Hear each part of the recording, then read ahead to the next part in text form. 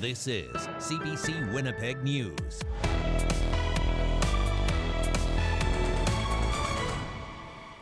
Good evening. Thanks for joining us tonight. I'm Emily Brass. Janet Stewart is off. It's been 1 year since a family of 4 from India was found frozen to death near the U.S. border in Manitoba. A Florida man is facing 2 charges of human smuggling, and police in India arrested 2 other men in connection with the case. But RCMP are still trying to figure out the family's movements in Canada. CBC's Karen Pauls has more. So if you're stranded out here and you need help, there's nobody going to come by and see you. Sheriff Matthew Vig points to a map and shows me where his officers caught 7 people after they walked illegally over the international border 1 year ago today. It's urgent because we know a person's not going to survive too long out there in the cold, and typically the people that are coming across the border, they're not dressed for it. And they just don't have the experience of dealing with the cold, and we know that, so we try to get there as soon as we can. Not far away, in a snow-covered Manitoba field, help came too late for this Indian family. RCMP discovered the frozen bodies of a couple and their 2 young children. U.S. officials have charged a Florida man with human smuggling. This week, Indian police laid charges against 2 men believed to have helped the family get to Canada. But RCMP officers still don't know who met the Patels once they landed at Toronto's Pearson Airport and how they got to the Manitoba border. Be assured we're working on it. This is a priority. Today, a few new details about the timeline. They traveled 2,000 kilometers within Canada, and just hoping that people will come forward, because we know someone facilitated them, someone saw them, they stayed somewhere. So we are really looking at January 14th to the 16th, 2022, they were staying in the Mississauga area and the city of Welland, Ontario. Sometimes when you talk about this, your heart starts pumping. The deaths continue to haunt people in Winnipeg's Gujarati community, who jumped in to help translate and plan the Patel family's funeral. People are still can't understand, how it happened. It was like, even in this cold weather, we don't like to stay outside. How can you tell someone to go 30 below in extreme wind chill weather? People are just for money. What the RCMP does know is that the family's deadly journey was an organized and thought-out operation, likely run by a human smuggling network. Karen Pauls, CBC News, Winnipeg. Winnipeg is using a new technology to help get leftover food onto people's plates at bargain prices. We told you about a city report released last week suggesting food waste costs households hundreds of dollars, and that most food that ends up in landfills is still good to eat. CBC's Brittany Greenslate reports some are making changes with the help of an app. These donuts are a labor of love that start getting made at 3 a.m. every day. Take about 3 hours to make the donuts, and for the decorating process will take about 1 to 2 hours to finish all the donuts. But some days there are extras at the end of the day. They're too pretty, too delicious, and too expensive to just throw out. Feel bad when I see food waste, and by the end of the day when no one buy it, it happens all the time. I just feel really sad, and I also feel we can actually do something good about it. So last month, Bronuts and Coffee signed up with the app Too Good To Go. It connects businesses with customers and helps them sell food at a deep discount that would otherwise be thrown out. A bakery at the end of the day might have a couple muffins and some cookies, croissants, and so they can put those into surprise bags. They put them on the app, and then the consumer pays 1/3 of that cost and picks them up at the designated window that the store has allocated. The only catch? You never know what you're going to get. Whatever you see on the app today won't be what you see tomorrow. The unpredictability of food waste means that what's in our surprise bags changes. The app launched in Winnipeg 6 months ago and elsewhere in Canada in July of 2021. It has grocery stores, businesses, even corner stores that list deals online. The company says it's been able to save 1.3 million goods from the garbage ever since. But sometimes even then, there's still too much left over, leaving many stores, especially large grocers, opting to donate the extra. Those donations are relied upon by places like Manitoba Harvest. Food that in many cases would have either gone to a landfill or a compost heap. Instead, we're able to sort it, reclaim it, and distribute it. It helps feed 15,000 households every month. But even then, some food is just past its prime. Then it gets donated once again, this time to farmers as feed for their livestock. It takes a province to feed a province, but it also takes a province to green a province. And companies, charities, and consumers working together. Brittany Greenslade, CBC News, Winnipeg.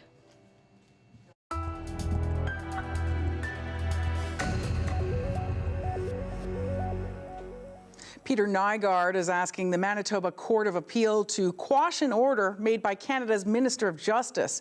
It's meant to extradite him to the United States once his Canadian trials wrap up. Our I-Team's Caroline Bargout has more. So you understand the significance of this document that you signed, Mr. Nygard? Yes, I do. In October 2021, Peter Nygard appeared in a Manitoba court and agreed to let Canada's Justice Minister David Lametti decide if he should be sent to the United States to face trial for human trafficking. Nygard was actually charged with 9 offenses in the Southern District of New York, but only one charge was included on the document Nygard signed when he consented to being extradited. This is what his lawyer Brian Greenspan told reporters at the time. We'll argue to the minister there was enough on the one charge. Your people chose only one charge, didn't give us the opportunity to challenge whether there was evidence on the other charges. And fairness dictates that you should only send Mr. Nygard to the United States on the one charge. Then on March 22, 2022, Lametti signed an order to surrender the 81-year-old to the U.S. to face all 9 offenses, including sex trafficking by force, fraud, or coercion, transportation of a minor for the purpose of prostitution, and conspiracy to commit racketeering, which isn't even a criminal offense in Canada. Nygard is now appealing that decision. It's an unfair process. Gary Botting is a Canadian extradition lawyer. He's not involved with this case, but says what the government has done is akin to a bait and switch. It's like you're sold one bill of goods and say, okay, yeah, I can live with that. But then all of a sudden, you have a whole much more serious set of charges. Botting said academics and lawyers have been pressuring the courts to amend Canada's Extradition Act, so the minister can't start off with one alleged offence on what's called the authority to proceed, then order a person extradited to face additional charges. It's common to make requests for assurances because that's what the Act provides for. But the fact is, the minister almost never gives assurances. Before the Justice Minister ordered Nygard's extradition, Nygard's legal team gave Lametti a 25-page document laying out their concerns. They wanted the minister to give assurances on a number of issues, including not sending the 81-year-old to the Metropolitan Detention Center in Brooklyn, New York, a jail that one U.S. judge called disgusting and inhuman. The lawyer said it would create an unacceptable risk to Nygard's life. Lametti said he found no reason to justify refusing Nygard's unconditional surrender to the U.S., but he won't be sent there until his Canadian trials are complete. Nygard is charged with sexual assault and forcible confinement in Toronto and Montreal. His extradition appeal is scheduled for April 26th. Caroline Bargout, CBC News, Winnipeg. Manitoba's Families Minister is promising an announcement soon to help seniors at Lyons Place. The housing complex is in the process of being sold. Residents held a rally today, calling on the province to intervene. CBC's Josh Crabb reports. Stop the sale! Stop the sale! Stop the sale! A rally calling on the province to intervene in the sale of this seniors' housing complex drew more than 100 people. The 287-unit high-rise could be sold by the end of January, leaving residents like 91-year-old Jean Falexiak with a feeling of uncertainty. It's making me sick. I'm thinking, how can I move at this time of my life? Lyons Housing Centres has previously said the building is in need of repairs and it can no longer afford to run the complex. But residents are concerned if the nonprofit is sold to a private buyer, monthly rents will rise. Gerald Brown, who chairs the Lyons Place Seniors Action Committee, says if the sale can't be stopped, he wants a guarantee from government people won't have to pay more. I'm very concerned for the people who are living on low income, the people who are on rent assist. The Seniors Action Committee says the buyers have toured the building, but the residents group says Lions Housing Centres won't reveal the name of the company. A memo to residents indicated a firm from Alberta wants to buy the complex. Manitoba's Families Minister has promised seniors won't be displaced and rents won't go up, but people are left guessing how the province will help. And the province then may decide to supplement the rents for the tenants. Rochelle Squires says there will be an announcement in the days to come. The minister also says the government is looking at legislation to prevent similar situations in the future. When it comes specifically to Lions Place, it was harder to intervene towards the end. So we're certainly going to set the landscape so that we do not get ourselves into this situation again. People here want the building to remain in the hands of a nonprofit organization, including this group of musical activists. The Raging Grannies use their voices to demand action. Please don't take my housing away. Despite assurances from the province, Felixiak, who currently pays about $840 a month to live here, remains concerned. Well, first of all, I'm sure they're going to put our rents up to market value, which most of us can't afford. She hopes to stay, but just in case she can't, her daughter is looking for other places for Jean to live. Josh Crabb, CBC News, Winnipeg. A new and unique art exhibit opened today at Cancer Care Manitoba. It's called I'm Still Here, Healing Through Art After Cancer, and it features the creative works of over 30 cancer patients. They were all part of a therapy group that helped them process their journey through art. CBC's Faith Fundal was at the opening. What is it about getting in touch with themselves? Why is that important when it comes to their care, their cancer care? People tell me that having gone through a cancer experience, they often lose touch with themselves, their own awareness. Are you talking about physical touch? Yeah, some of it's their physical touch because of what they've had to go through. So people sometimes say to me that they have a pretty fragmented self, and they've had to push down feelings and show a brave face. And so the expressive arts is a way to get back in touch with those feelings. What's the color of anger? What's the color of joy? What's the color of sadness? And doing this in a group, they're with other people who understand that experience. The art is actually data in this study. People brought this art to the interviews where we gathered their stories and we asked them to share about the art. We take a piece of art out like this and say, what does it mean to you? How did you create it? Can you tell me about your process? And that became the data. And so that's a different type of research, but it's still really important for understanding how to develop this, how to implement it at other centers, and how to make it more meaningful for those that didn't engage quite to the same extent. I'm not coming in as a researcher with, I want to measure this in you, because I think this intervention is improving or decreasing that. That is really important research too. But to know what to measure even, we need to talk to people, to hear from them, what was this experience like for you? What impact did it have on your life? And then they'd bring the art out, and it was like the interview came alive. It was like going from black and white to color. And people just shared it from their heart. The interviews were long. They were just, even in the interview, you could tell the art was still bringing up really important thinking and feeling. These pieces are pieces that are done with people who are using their own bodies to create an outline. And so they used color and imagery to talk about the brain fog in their head, because the medicines and the cancer experience can cause a fogginess in thoughts, to talk about the pins and needles sensation on their hands and their feet that is part of the side effects that some people get from the medicines. Everybody has some suffering, and everybody has some meaning that they make attached to that, so they can have some hope and some healing and move on with their lives.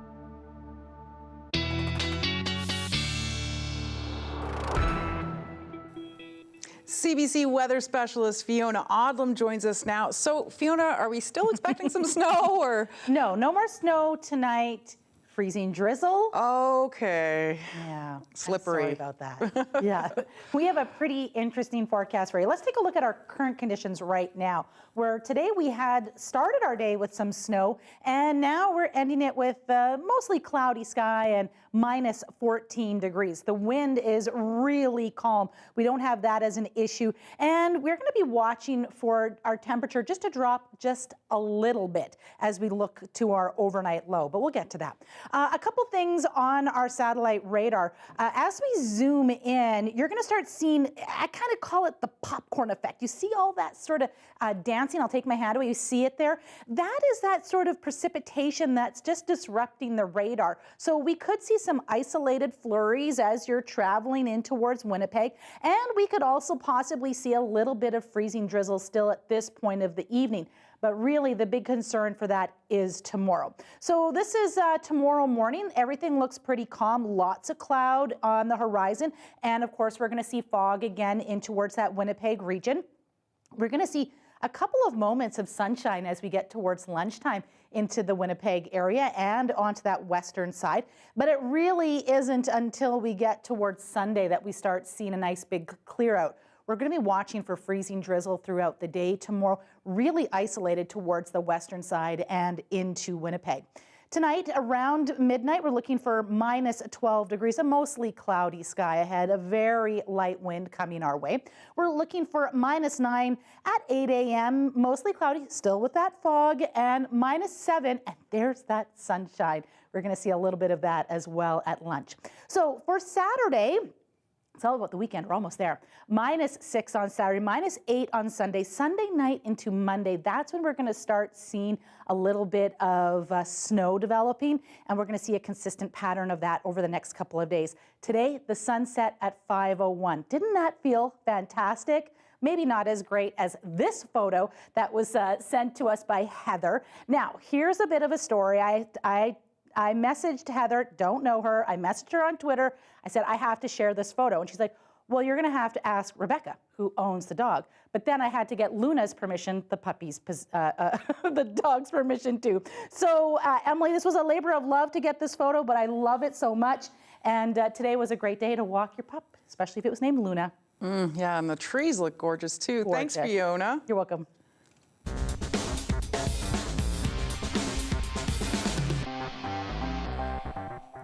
Well, from tractors at the Keystone Center to ice shacks on Lake Minnedosa, there's a lot going on right now in Western Manitoba. To find out more, I checked in earlier today with CBC reporter Chelsea Kemp for This Week in Brandon. Hi, Chelsea. What's happening in Brandon this week? Hey, Emily. I am here at the Keystone Center for the first Manitoba Egg Days since 2020.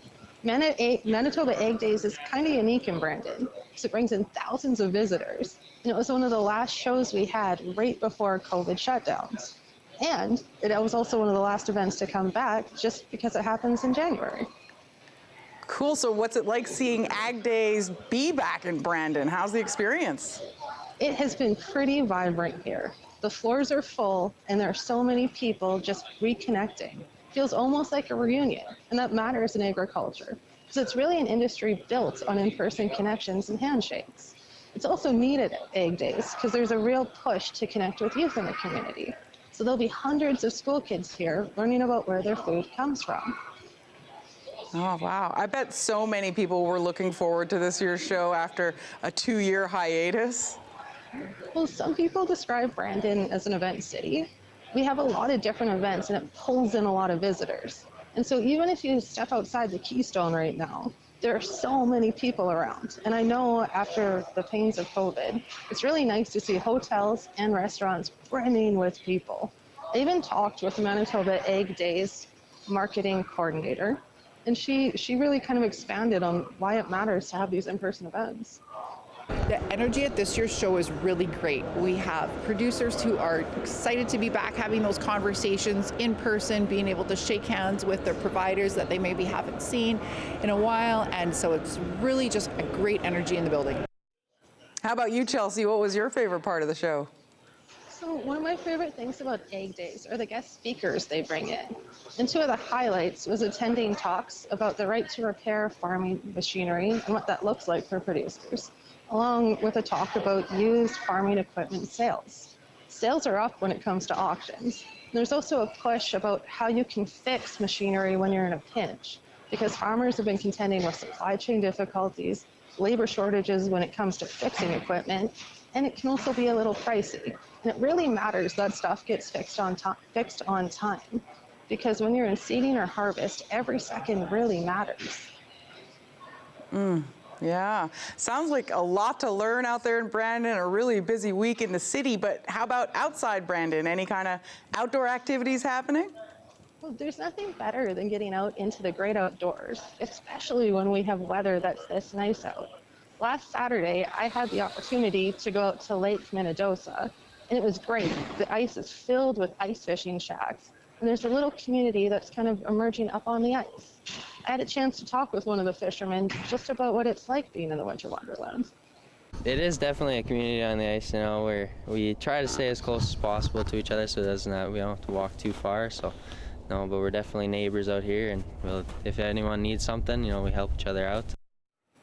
It sounds like a lot of fun. How about you, Chelsea? What do you like about ice fishing? I am not really a fisherman myself, but I really like photography. And winter is great because there's so many different lakes you can go out to just to capture the experience of ice fishing. I got really lucky when I was out at Manitoba Lake because I got multiple people catching multiple pike, and there's nothing more exciting than when a fisherman catches their fish. Wow, I've never actually experienced it. I've never gone ice fishing. Is it something anyone could do? Right now is a great time to try out ice fishing. It's pretty affordable when it comes to gear. All you really need is a reel and a rod, and a friend who has an auger so you can drill down through that ice. Some of the lakes will be 2-3 feet thick with ice, but if you got an auger, you're through that and in the water in seconds. And it's also nice with the warm weather because you can ice fish outside. You don't need a shack. At -10, it's pretty nice getting some fresh air and getting some fish. Yeah, I bet a lot of people will be on the ice. A busy week in West Van. Thanks for this, Chelsea. It'll be interesting to see what you bring us next time. Thank you. We'll talk to you soon. Many newcomers to Manitoba say it can be hard to stay connected to their culture. A lot of people feel pressured to assimilate and leave their traditions behind. Joel Olani Oyatoye moved to Winnipeg from Nigeria 11 years ago. He wanted to help younger generations connect to their culture, and he created a nonprofit in 2018 called Asha Day worldwide with the goal of one day creating a museum. Now that dream has come true. The Asha Day Museum opens its doors in November, and it features Nigeria's Yoruba culture.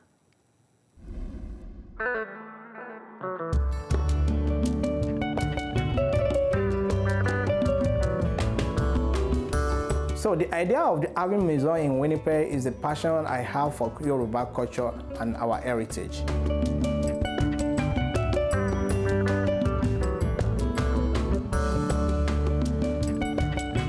Since I migrated to Canada, I realized that we are missing a lot apart from our culture.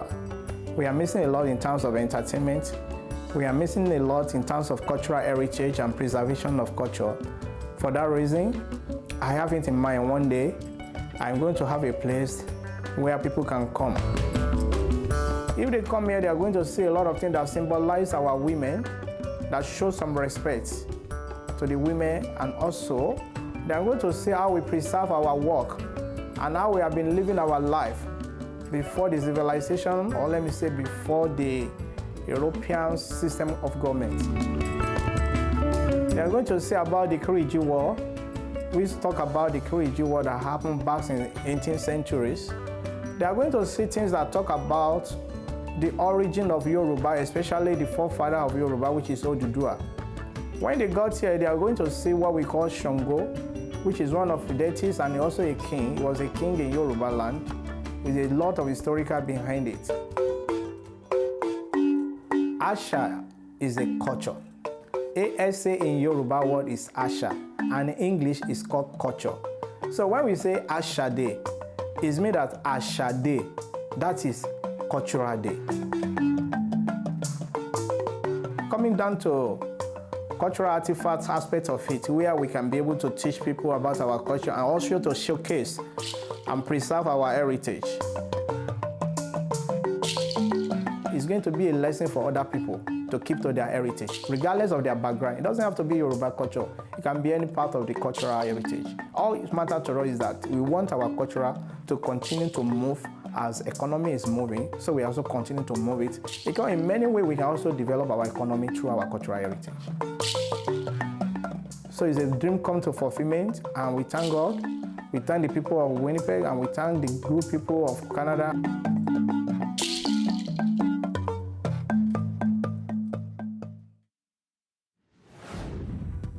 Oh, that looks great. I gotta check it out. Still ahead, Hollywood star Alec Baldwin is set to be charged with involuntary manslaughter. It's connected to a fatal shooting on the set of his movie Rust. We'll have more on that after the break. You're watching CBC Winnipeg News.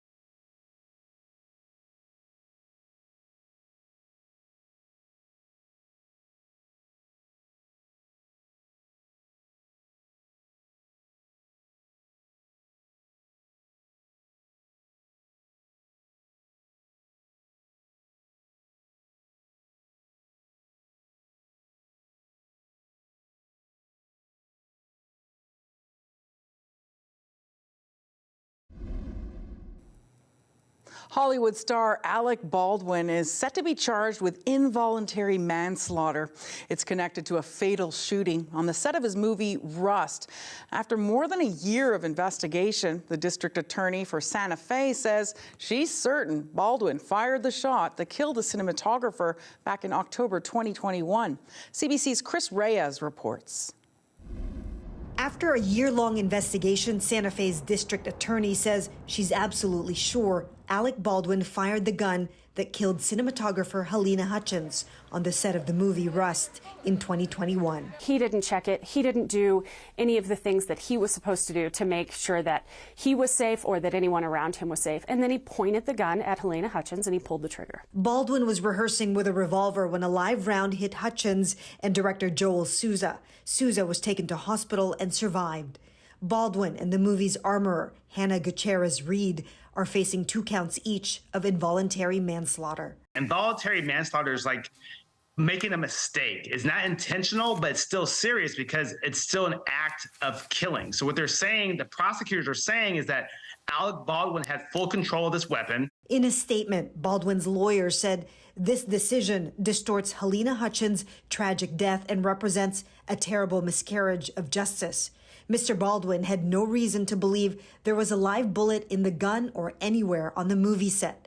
We will fight these charges and we will win. I think the producers who were charged with hiring the crew to begin with put very inexperienced people in the positions that they should have never been in, i.e. the prop master and the armorer, who had no experience. Rust was only the second movie that 25-year-old Gutierrez-Reed worked on as an armorer, the person in charge of all weapons on set. This was a really fast and loose set, and that nobody was doing their job. There were 3 people that if they had done their job that day, this tragedy wouldn't have happened. Last year, New Mexico's safety agency fined the film's production company for safety violations on the set. Because the charges involved the use of a gun, Baldwin could face up to 5 years in jail if convicted. Chris Reyes, CBC News, New York. Aid flowing into Ukraine takes many forms. It's not all military, and not all of the battles are being fought by soldiers. Russian missile attacks on Ukraine's power grid have been unrelenting, but the effort put in by utility crews to repair the damage has been monumental. And as CBC's Chris Brown reports, help from Canada is playing a part. Ukrainians in darkened cities such as Chernihiv now spend their nights living by flashlight. The Russian barrage of attacks on Ukraine's energy grid have put repair crews on a different kind of front line, trying to repel the enemy's efforts to freeze Ukrainians into submission. The Russians are bombarding us, said Zer Kudashev. We have to do the repairs to protect people. Since October, Russia's missile onslaught has incapacitated 50% of Ukraine's system, from generating stations to substations to the transmission lines. International help has been pouring in. This lighting tower is one of 50 donated by the Canada-Ukraine Foundation, which is coordinating a lot of the aid for Ukraine. It's to ensure the difficult job of repairing Ukraine's battered electrical system continues day and night.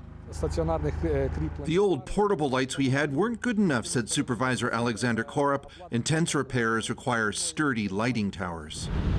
People here have already endured a lot. Last March, Russian forces made it to the outskirts of Chernihiv, which is only 50 kilometers from Belarus. Battle damage means a pedestrian bridge is the only way for many to get to their homes. It's difficult to cook food or to stay warm at home. There's no stability. It's very bad, she said. Some days it's massive attacks. What do we mean by massive? It's from 70 to 100 missiles at once. Ukraine's energy minister told us restoring the grid will take months, but a bolstered air defense system is helping repair crews catch up. We see that the level of these drones and missiles, which was hit by our air defense system, is increased dramatically. Ukrainians have managed to beat back the cold and the darkness, but winter is only halfway done, and the Russian missiles keep coming. Chris Brown, CBC News, Chernihiv. Tens of thousands of public workers went on strike across France in a day of mass protest against new pension reforms proposed by the government. More than 200 rallies took place as part of the nationwide strike, disrupting transportation, schools, and other public services. It's in response to the government's plans to raise the retirement age by 2 years from 62 to 64. Unions say it unfairly impacts the working class. They're proposing tax hikes on the wealthy. Polls indicate widespread opposition to the new plan, but French President Emmanuel Macron says he'll push ahead with the reforms to keep the pension system solvent despite the resistance. Well, in a surprise announcement, New Zealand's Prime Minister Jacinda Ardern said she's stepping down next month. An emotional Ardern said her 6 years in office have taken a toll. And so today I'm announcing that I will not be seeking re-election. Elected at 37, she was the country's youngest leader in more than a century, but Ardern says she no longer has enough in the tank to lead the country. During her tenure, she's been best known for her skilled crisis management, including cracking down on assault-style weapons after shootings at 2 mosques in Christchurch.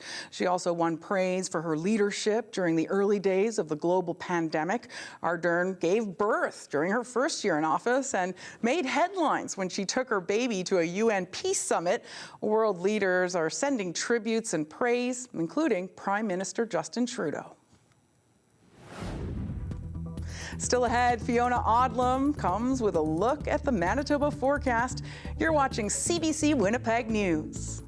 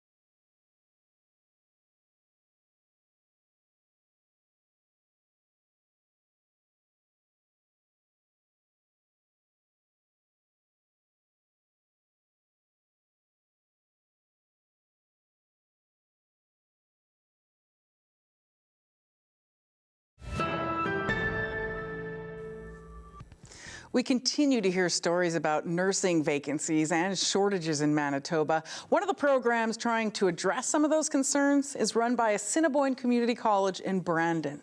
Over the past year, several practical training sites have opened up across the province to prepare nurses for rotating positions in rural areas. A new site opened the other day in Morden. I spoke earlier with Mark Friesen, president of Assiniboine Community College. Hi, Mark. Hi, how you doing? Great. So the college's practical nursing program expanded over the past year. How many rural sites are now operating? Well, we offer 4 rural rotating sites, in addition to our permanent sites in Brandon, Winnipeg, Portage, and Dauphin. Wow. So how much demand is there from students who want to train closer to home in rural Manitoba? You know, there's quite a bit of demand. For nursing in general, it's one of the highest demand programs of the college. And so when we rotate programs into communities, there's often quite a bit of demand as many people are place-bound. We give priority to folks who live within 100 kilometers of the site so that folks who live there who wouldn't otherwise get the opportunity get a chance to train. And then they're also more likely to stay and live and work in those communities. Yeah, so it makes a big difference being close to home. How important is this program given all the nursing shortages we keep hearing about in our province? Well, nursing is actually the largest single program area at the college. And so it's a very important program, obviously, to us, but even more important to the healthcare sector. And so, you know, we received resources last year to expand by 110 seats, which was fairly significant. We're actually expecting that there may be even more seats to come as part of the province's commitment to have 400 new seats across the province. And so on the practical nurse side, we're obviously the largest player in the province by far. And so these rural sites are great, I think, in terms of matching to where some of the labor market requirements are. Is that especially important in Western Manitoba right now? Well, yeah, certainly, like, you know, the site we just opened in Morden or in the places in Prairie Mountain Health Region, you know, right now there's a fair number of agency nurses that get used. So being able to find nurses close to home is really important for those health centers. And so this really helps. Is that a barrier to some students that they aren't able to study close to home? Oh, for sure. Like, I think the number one issue in accessibility in higher education is geography. You know, oftentimes we talk a lot about tuition fees, but in reality, geography is the number one barrier. And so having programs close to home is important. For ACC in general, we offer about 20 to 25 full-time programs in locations other than our campuses every year. Wow. And so what have you heard from the students about these new programs and the new seats that you're opening up? You know, I've been to the opening so far in Otterburn and in Verdon and last week in Morden, and the students are quite excited, right? This is an opportunity that some of them have been waiting for a long time, and they're anxious to get going and get in the industry. And how many nurses have found work after graduating? Well, we survey students both 9 months after graduation as well as 4 years after graduation. And the last time we surveyed 9 months after, 100% had jobs. And when we surveyed 4 years after graduation the last time, 96% of those nurses are still right here in the province. Wow, that's pretty impressive. Thanks so much for joining us today, Mark. Look, thanks very much for having me.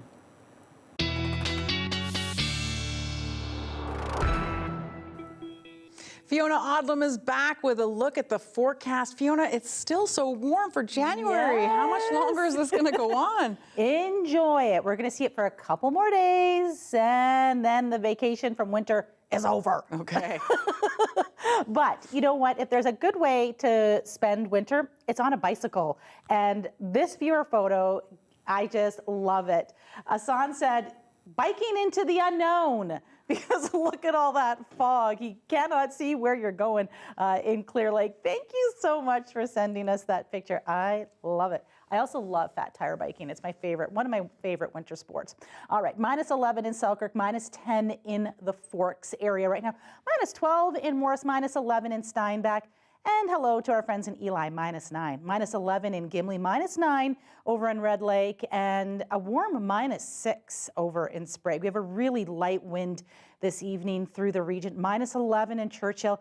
And some of the coldest spots in the province right now are Thompson and Norway House. Well, as Emily was saying, it's super warm, and what's going on? So what we can tell you right now is this warm up that we're going to see tomorrow. Tomorrow is really one of the warmest days of the week. Watch this area right here with all the green. That's the warmth coming through. It's going to start pushing in from the north. It's going to come across, and you can see how it leaves this warmth sort of zone into that central southern Manitoba area. But if you look now to this blue, this is the cold air that'll start ushering in. This is Sunday, so we're going to be watching for temperatures to start cooling off as we move into midweek, and that blue starts to come through.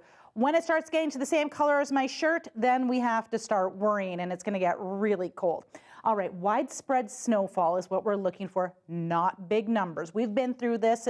We've done this every day this week, where we've seen just a scattering and 1 centimeter really accumulating into the Thompson region. We see it again in the south, a little bit stronger here in the south.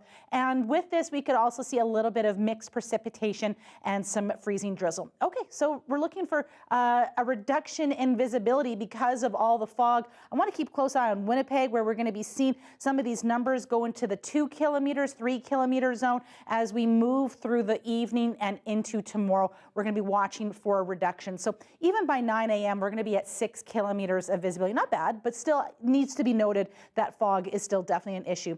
Wind is incredibly calm, not a huge issue until we start moving into Saturday, into Sunday. That's when we could start seeing a bit of that wind starting to pick up. Tonight, we're going to be watching for a pretty cloudy sky and a chance of snow in Kenora and Red Lake and Dryden. Same scenario as we move through Winnipeg and Steinbach and Gimli. We're going to see that fog and flurries as a very slim chance, a bit of freezing drizzle possible in towards Dauphin, Swan River, and Brandon. Through the north, we're going to see a partly cloudy sky, nice light wind. Tomorrow, you're going to have some sunshine, my friends. It's going to be a good Friday for you. But as we move through this southern area, fog and freezing drizzle is definitely on our radar, Emily. Thank you, Fiona. You're welcome. Well, still ahead, the final episode of our series on housing challenges facing young people. Unsafe Spaces comes after the break. You're watching CBC Winnipeg News.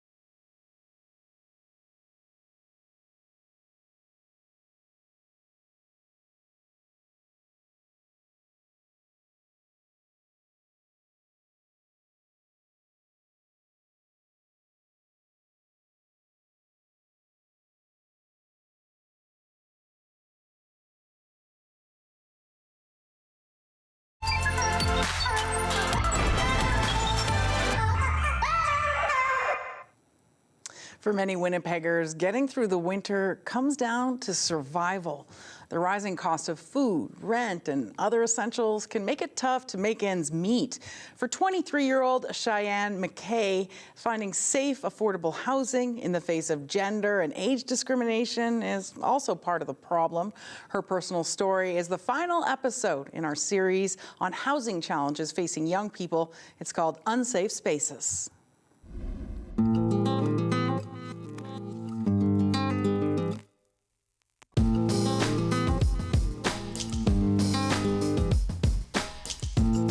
Hi, my name is Cheyenne, or 8. I'm 23 years old. I live in a studio apartment by myself in Winnipeg, and I pay about $523 a month, which is over 50% of my income. I'm an artist, and I usually skateboard in the summertime. Right now, I'm unemployed. I just kind of find my own things to do, but I'm looking for work right now. Mostly with the companies that rent places out, they're usually super difficult to deal with. Sometimes crazy neighbors. It's a little bit rowdy in my building. Like, I know like people will take shits in the hallway and shoot up in the hallway, and there's a lot of like loud parties happening, drug deals and stuff, but it's no different than the last place I was living. Someone was yelling and screaming through the hallway, like chasing someone or something, but like I don't know if like it was serious or it was a joke because it sounded like they're laughing. I definitely think that I had a bit more difficulty than the average person. I know when I first started trying to rent years ago, I would bring my social worker with me to like a viewing, and then like the landlords would be like, well, we don't want kids from CFS in our building because they're just rowdy and all they do is party and stuff like that, you know? So that kind of gets discouraging.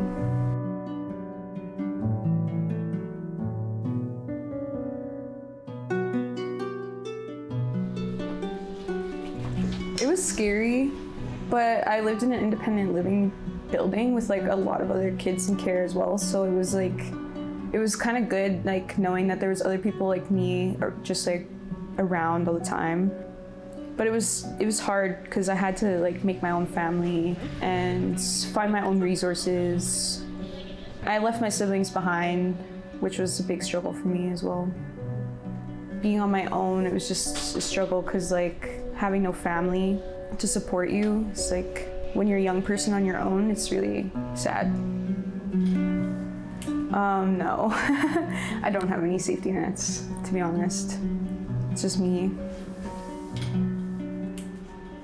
I guess it's just like all I've ever really wanted is a stable place to live, like somewhere where I don't have to worry about having to like move to a different place every few months or every year. I think that's one of the most difficult things that's gonna continue for me in the future as well. Always moving around. It gets really tiring.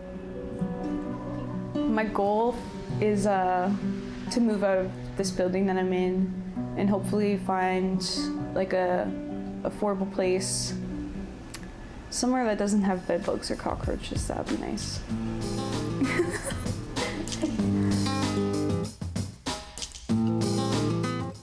Cheyenne's story was part of Unlocked, Housing Stories by Young Canadians, a national series by CBC's Creator Network.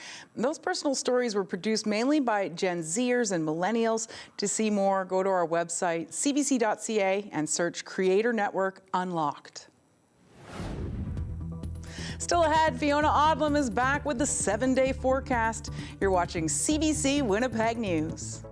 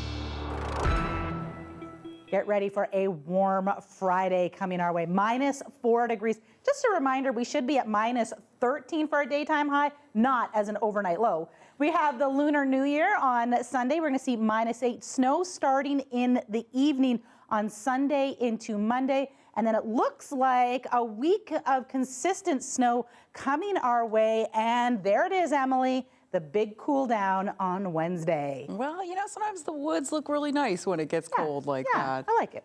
And in fact, Derek Burgoyne has witnessed a lot of great nature scenes in his work as a surveyor in the woods of central New Brunswick. But he never expected to capture this moment. Your daily lift today is actually more of a daily drop.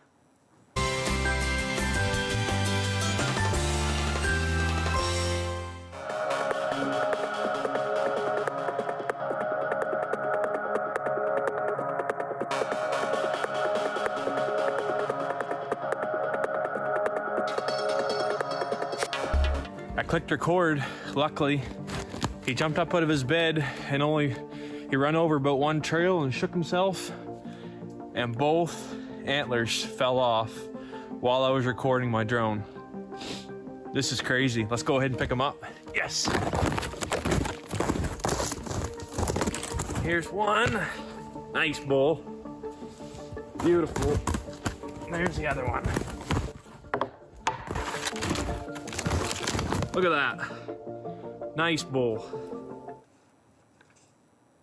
Bull moose shed their antlers every winter and grow new ones during the spring and summer months. Burgoyne has collected shedded antlers since he was a kid. I've never been lucky enough to find any antlers like that. Well, to capture that moment, yes, he needs to get a lotto ticket because that doesn't happen. That was the CBC Winnipeg News. We'll be back at 11. Have a great evening. Have a good night.